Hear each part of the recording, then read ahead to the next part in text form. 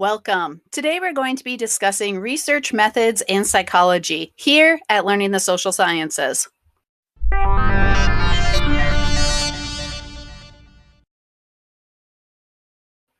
Psychologists use different techniques to conduct research and collect data to draw conclusions in order to learn more about the mind and behavior. Well-designed research helps psychologists to make logical and supported conclusions instead of just relying on common sense and assumptions. There are different ways that psychologists approach data collection. Now, the most popular and most known, of course, are just having psychologists conduct an experiment. But there's a long list of other forms of studies and ways that they can research to be able to draw conclusions. For example, they could do a correlational study, a case study, longitudinal study, or cross-sectional study. You also have survey research where they can send out surveys and gain a lot of information. You can also have a scientific approach to a naturalistic observation. When thinking about psychology, people tend to focus on experiments, where a researcher manipulates and controls certain variables to see the effect on other variables. Simply put, researchers can see through data a cause and effect relationship with their studies. While conducting the experiment, the researcher follows the scientific method and can perform their experiment in a lab or out in the field. They could also have a quasi-experiment that is both in the lab and out in the field.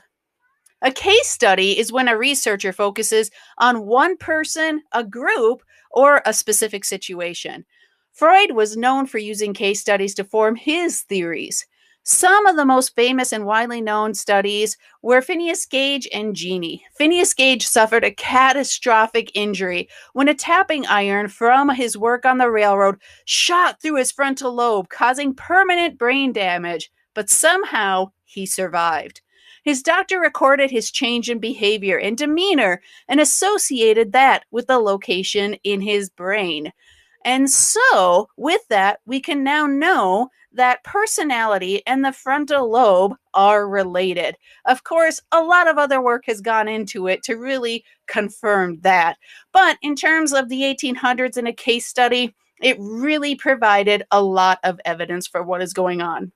Jeannie was a girl who experienced severe child abuse and neglect, and she was raised in isolation, attached to a potty chair, and only fed baby food until her mother helped her escape when she was 13 years old.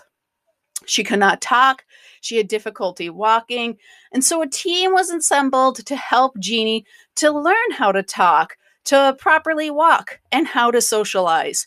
Through research with Jeannie, a lot has been known about linguistics and just the stages of development, and if certain stages have to be accomplished by a certain time period. Researchers can collect and examine data with correlational studies to see if there is a relationship between two or more items.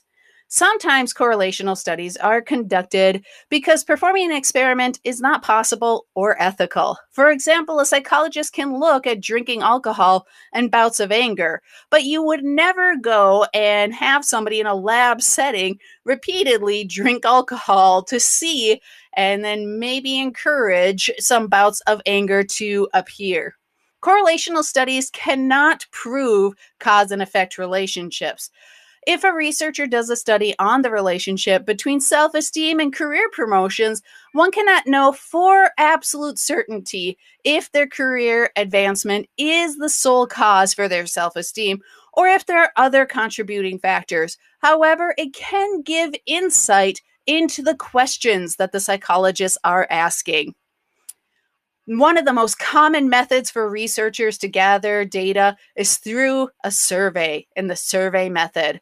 A psychologist creates a survey, a test, or a questionnaire on a specific topic or variable of interest and then gives it to a random sample of participants. It is an effective and fast way to gather information, but the data relies on the questions being written well and the participants to accurately represent the sample sought. However, if one needs information about a large group of people, a survey is really the best method to collect a lot of data. Longitudinal studies are a type of correlational research. The research for these studies can occur over a period of weeks, months, or years. Some last several decades.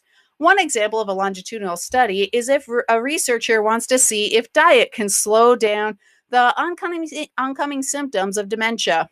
They may start to track people's diets in their 30s and then follow up with them throughout the rest of the course of their life to see if there are dietary changes and to see if and when they start to exhibit symptoms of dementia.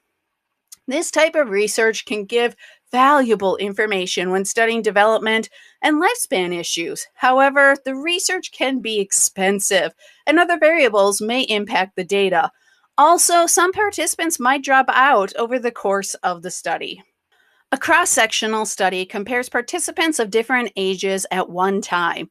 If a researcher wants to see about intelligence scores from different age groups and to see if scores change over the course of one's lifespan, then this type of study would provide sufficient data.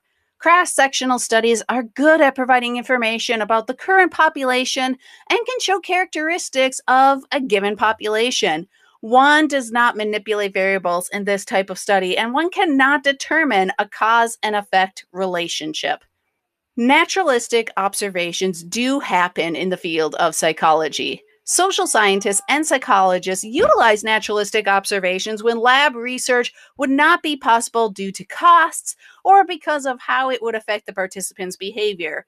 Researchers observe subjects in their real life environment and see how they respond to certain situations. For example, when looking at the student-teacher relationship, a researcher would opt to spend time in a classroom than trying to recreate a classroom in a lab setting.